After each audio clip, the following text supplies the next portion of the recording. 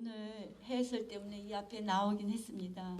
그러나 이제 본격적으로 해설을 발표드리기 앞서 제가 관람객의 한 사람으로서 그 영화를 보고 느낀 감동을 조금 말씀드리고 그러고 시작을 할까 합니다.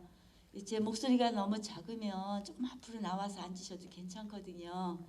그리고 이 프로그램 뒤에는 관객과의 대화라 그래가지고 이제 관객님들의 어떤 이 영화를 보고 난 소감이라든지 질문을 받을 수 있는 그런 시간이 마련이 되어 있습니다. 앞으로 한 20-30분이 걸릴 것 같은데요.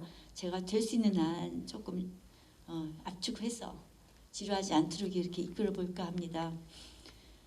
그래서 우선 제 소개 드리기에 앞서서 이 감동이 가시기 전에 컴퓨터로 보는 영화하고는 상당히 틀리네요. 오늘 이 영화관에서 이렇게 보니까 그 베토벤 음악이 먼저 이렇게 저한테 무슨 말을 거는 것처럼 그렇게 들렸어요. 어떤 불굴의 의지를 가지라고, 희망을 가지라고, 또 인류애를 계속 이렇게 말하는 듯한 그런 음악이 먼저 이렇게 다른 매체보다는 확실히 영화관이라 그런 것들이 자극적이네요.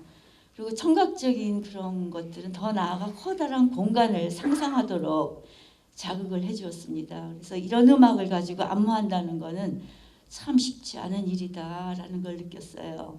근데 한편 생각해 보면 미디어 시대 우리 문화 환경이 소통 방식의 변화를 엄청 가져왔잖아요. 그래서 무용의 영상 매체 이렇게 활용은 그 의미와 가치도 올릴 뿐만 아니라 점점 인기도 얻어가는 것이 그 무용이 좀 더 대중에게 다가갈 수 있다면 참 잘된 일이라는 생각이 들었어요. 근데 오늘 보신 이런 댄스 다큐멘터리 영화 장르는 촬영 감독의 관점에서 춤을 기록하고 어떤 가치를 부여했는지가 상당히 중요합니다. 그리고 영화에서 무용의 서사성과 영상 이미지 사이의 조화, 그런 것들이 영화로서의 예술성을 어떻게 무용을 통해 발휘할 수 있었는지 그 새로운 예술성을 찾아보고자 했지만, 자, 저로서는 무용은 무용 자체의 가치와 의미가 상당히 지배적이라는 그런 주관적인 판단이 항상 앞서더군요. 그래서 이제 영화적 표현임으로 해서 춤 자체의 특징이 오히려 좀 가려질 때도 있지만, 베자르의 제9번 교향곡이라는 그 안무 작품은 좀 더 이 영화를 통해서 이해하게 됐고요.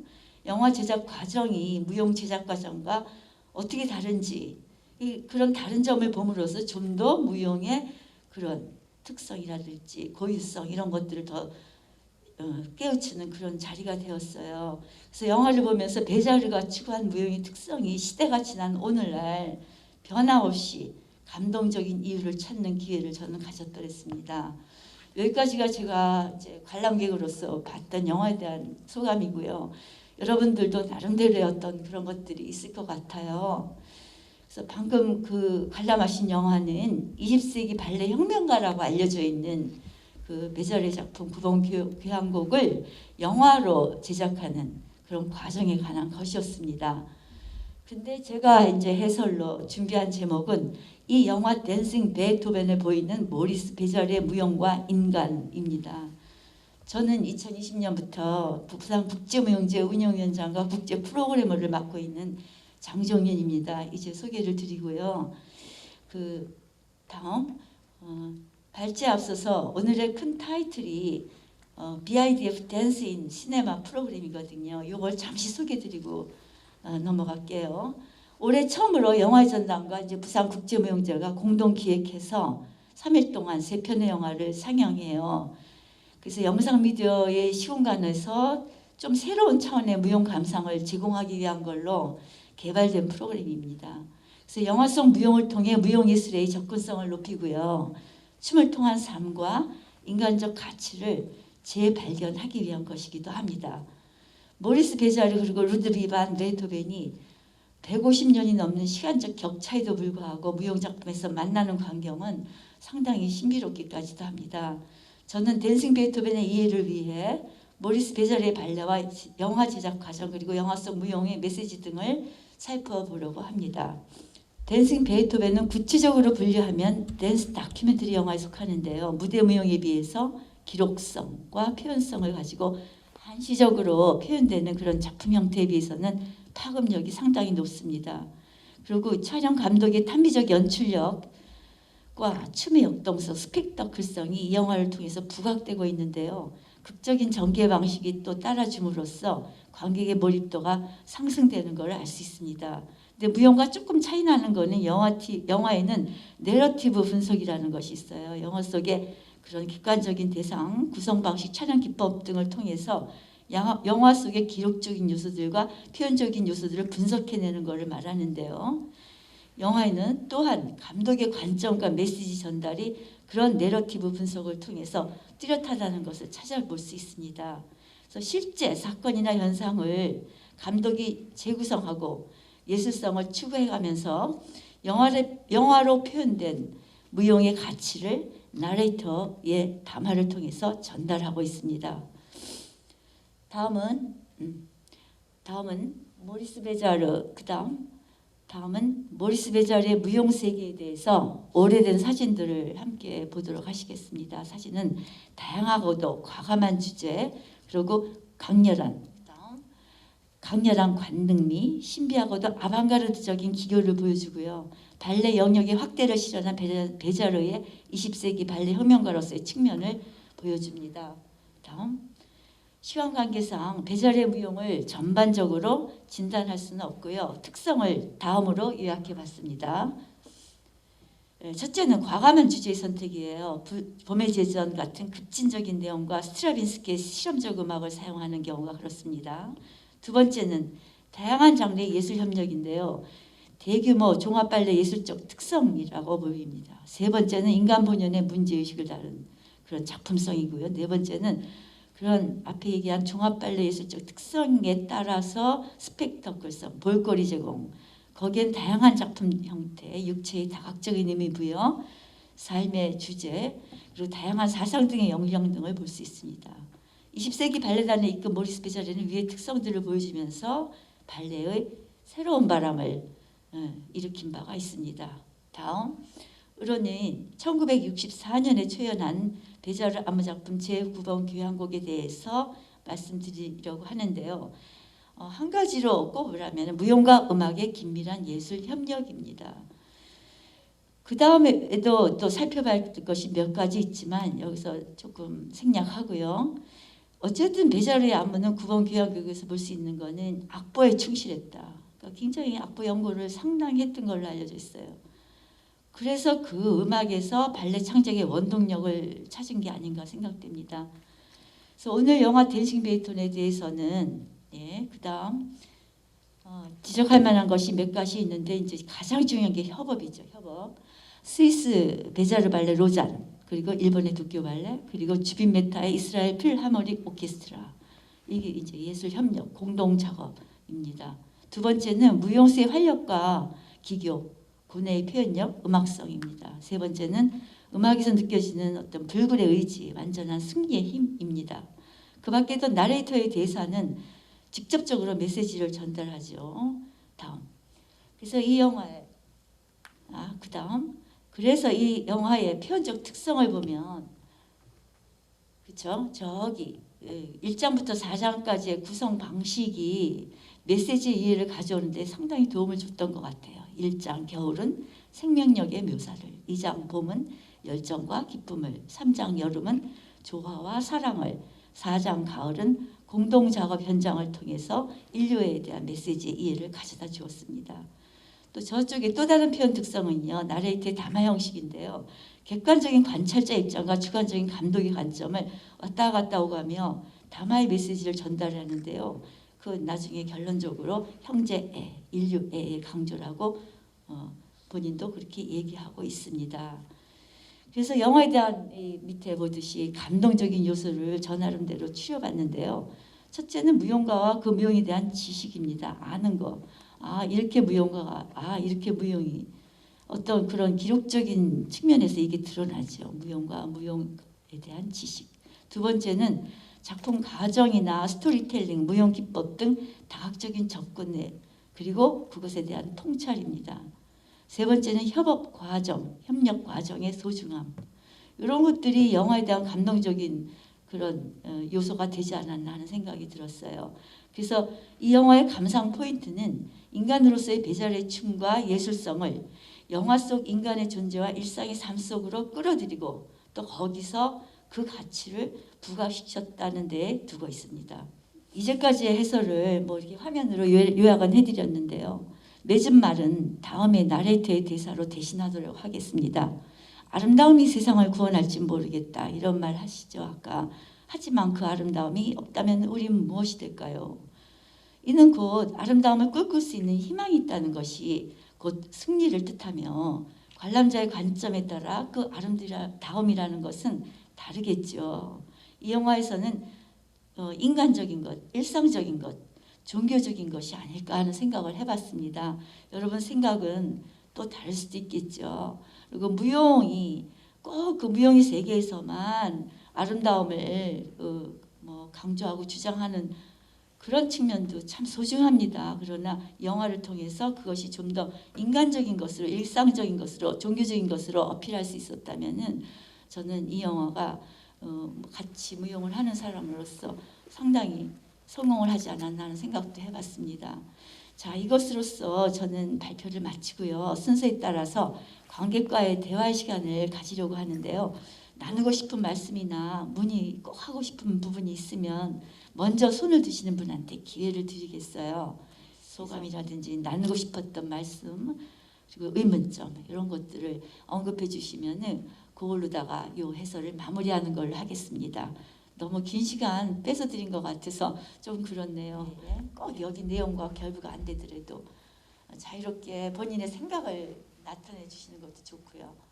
어느 분이 글쎄 제가 해설한 거는 저의 관점이에요. 그러니까 이거를 저는 배절에 치중을 해서 봤죠. 그러면서 영화가 이런 측면을 보여줬다면 나는 그 배절을 좀 더 이해하는 게 그동안의 경험에 비추어서 그게 더 빠르겠다 해서 저는 그런 식으로 발표를 드렸거든요.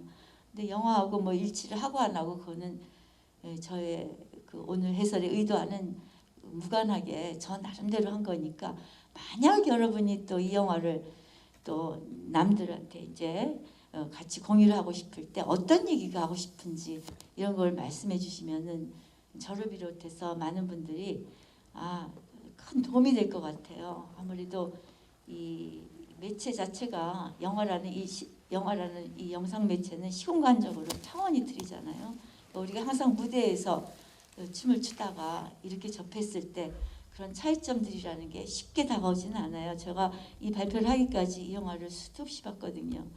그러니까 아마도 그런 차원에서 좀 다른 의견 또 내가 오늘 정말로 새롭게 봤던 부분 무용이 이런 건가 저기서 저 장면은 무언가 이런 의문점이 있으면은 제가 아는 한은 대답해드리고 또는 다른 대답하실 수 있는 관객이 계시면은 또 대답을 해주실 수도 있고요. 그런 걸 좀 생각하고 이제 조금 부탁을 드리는 겁니다.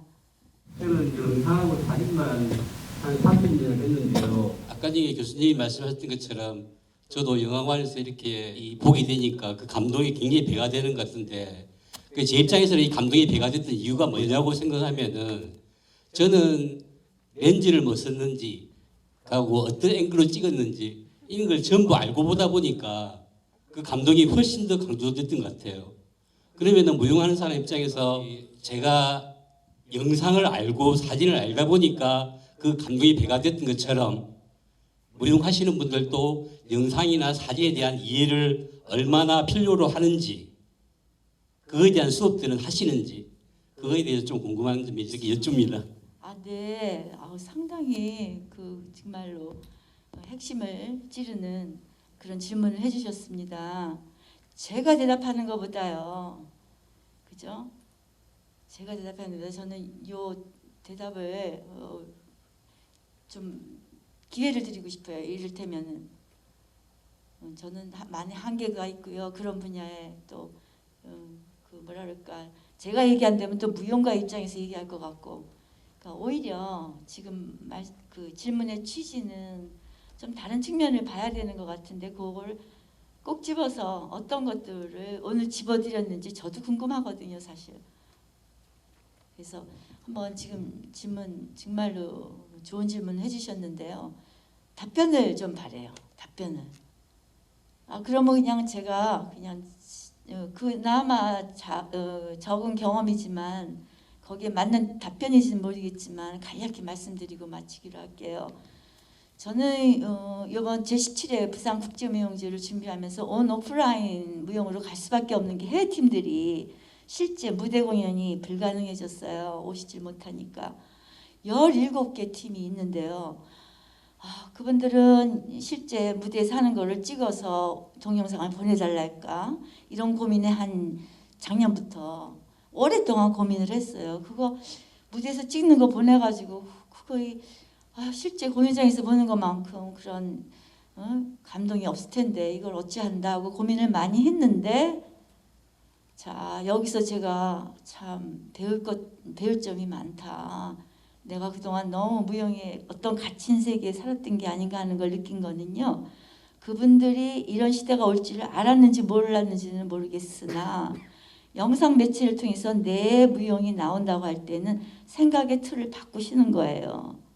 그래서 내가 해왔던 춤을 보여주는 게 아니고 객관적으로 보면서 뭘 받아들이고 싶어 하느냐. 자, 무대 무용은 어떻게 보면 스토리텔링도 없고 무슨 얘기를 하는지가 중요한 게 아니라 어떤 몸동작으로 보여줄 수 있는 아주 세밀한 것들, 그런 것도 보여주지만 또 관객이 어떤 측면 어떤 스토리텔링이나 이야기적인 거를 원할 때는 우리가 또 못 채워준 부분들도 있었잖아요. 그거를 영상 매체를 통해서는 무한히 가능해지는 거예요. 그러니까 스토리텔링이 있구나. 그냥 보여주는 게 아니에요. 무용을 동작을 보여주고 우리 그 무용의 가장 우린 특성이라고 자부하는 그런 것들을 보여주는 게 아니고 그야말로 영상 매체를 활용해서 그 안에 스토리가 있고 그 스토리는 무슨 뭐 옛날에 누가 있는데 이런 방식이 아니래도 나름대로의 스토리텔링이 있어요. 그게 현상적으로 나올 수도 있고 개념적으로 나올 수도 있고 다양합니다. 그러니까 그 스토리텔링이 있구나. 나는 그래서 열심히 그 영상을 들여다볼 수밖에 없어요. 무슨 얘기를 하려고 그러는 걸까? 오늘 보신 영화는 나레이터가 친절하게 다 얘기를 해줘요. 뭘 봐야 되는지 잘 안내를 해줘요. 그러나 우리 무용단들이 이제 시대가 달라지면서 자기의 무용을 영상 매체로 내보낼 때에는 상당히 우리가 난해하게 느끼는 자기의 주관적인 어떤 메시지가 있단 말이에요. 그거를 가급적 읽어낼 수 있도록 온갖 모든 방식을 다 가져오는 거죠. 장면 구성에서부터 그리고 뭐 촬영 기법도 본인이 할 수 있는 것들은 다 동원해서 그래서 협업이 중요하게 되더라고요. 기술을 제공해 줄 수 있는 내 콜라보레이션을 할 수 있는 사람, 또 여기에 맞는 음악적인 배경을 해줄 수 있는 또 공동 작업할 수 있는 사람. 그러니까 주변에 그런 예술 협력자들을 우선 확보를 하고 안무자가 자기의 관점을 얘기하면은 온갖 협력이 들어오면서 영상 매체라는 것이 이렇게 우리가 막막하게 생각하던 것이 하나씩 풀려나가는 걸 저는 볼 수 있었어요. 그래서 그냥 무대 무용만 하던 저로서는 상당한 충격이었죠. 이런 것도 있는데 우리가 너무 그 주어진 틀 안에서 그랬구나. 이제 영상 매체 시대에 맞는 작품을 콘텐츠를 내고 다른 방식으로 소통할 수 있구나. 그래서 무용이 아까 처음에 말씀드렸듯이 가려지는 부분도 있죠. 영상 매체를 나왔을 때 정말 속 시원히 여기서 라이브로 뛸 때보다는 가려지는 것들이 많아요. 그래서 그걸 안타까워하면서 우리가 1년을 보내는 사이에 외국의 팀들은 그 작품 하나하나에 그런 이제 달라졌으니 변화하는 그 모습들이 저는 상당히 충격적이었기 때문에 이 기회에 여러분이 제17회 국제무용제하고 유튜브만 딱 두드리시면 17개 단체의 그런 온라인 무용이 쏟아져 나옵니다. 그래서 한번 보시고요. 제가 너무 대답이 길어졌지만 저희가 그동안 조금 간과했던 부분을 지금 질문하신 분의 그런 말씀을 토대로 해서 하나씩 풀어나가도록 하겠어요. 지금 저도 그런 충격을 받고 있는 중이라 아직 정리는 안 됐으나 조만간 그런 것들이 또 저만 알고 또 주변에 알고 점차 우리 무용계의 조그만 변화가 이 시대와 더불어 또 다른 어떤 방식을 찾아가는 계기가 될 수 있다고 믿습니다. 저는 진짜 문외한이거든요. 그래서 무용제를 한다는 것도 오늘 처음 알았고 이런 종류의 영화도 처음 보는데 이제 오페라나 이런 걸 영화로 찍은 건 봤는데 이런 건 처음 보고 좀 좋은 것 같은 느낌이 들었고 감동을 받았고 이게 저는 무용을 전혀 모르는데 무용도 뭐 대중무용과 이렇게 뭐랄까 순수 무용이 있다면 이런 순수 무용 같은 거를 저희들이 초보자가 이해를 하려면 뭐 영화 같은 거는 이렇게 많은 매체를 통해서 해설 같은 게 이렇게 뭐랄까 많은 그런 걸 보는 것 같은데 미술도 그렇고 책으로도 나오고 그런데 무용은 제가 해설 같은 걸 제 개인적으로 본 적이 없어서 뭐 예를 들면 유튜브나 어떤 뭐 방법이 있는지 조금 알려주시면 뭐 공부하는데 또는 호기심을 찾는데 도움이 될 것 같습니다. 감사합니다.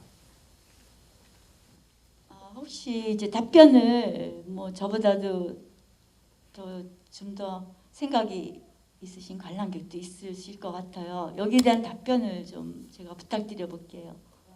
저희가 엊그제 이 또 부산국제무용제 일환으로 토크 콘서트라는 그런 프로그램을 했어요. 주제가 부산의 느낌, 부산의 춤으로, 부산의 느낌으로 이런 주제였는데요.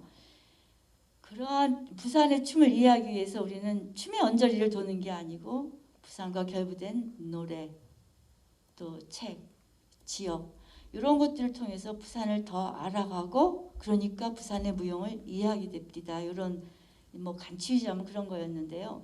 지금 이제 답을 해주신 지금 저 관람자의 말씀처럼 무용을 무용으로 접근하는 게 아니라 그 주변 언저리 보면서 어떤 차별성을 이해하려는 노력이 조금 필요하다.